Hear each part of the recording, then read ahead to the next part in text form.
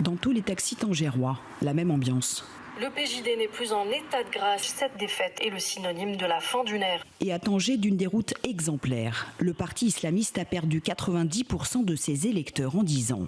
Pourquoi? Dans le rétroviseur, les souvenirs sont décevants. Mohamed Zakaria rêvait il y a 10 ans de grands changements.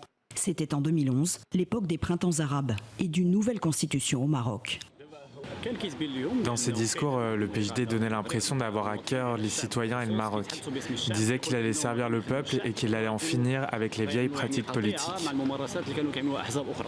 Pour Mortada, le PJD était même une affaire de famille, mais cet enfant qui a grandi dans les valeurs du Parti conservateur a finalement changé de camp il y a 2 ans.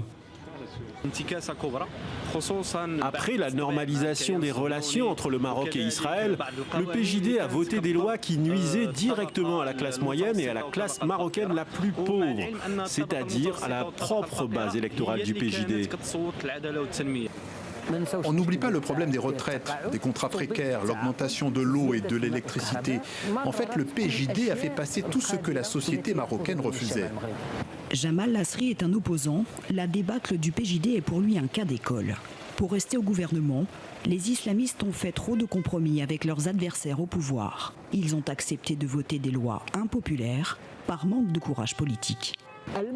L'important pour le PJD, c'est de contenter les grands dirigeants. Ils ne pensaient pas du tout à satisfaire les citoyens. À aucun moment, le PJD a dit « basta, stop, maintenant ça suffit ».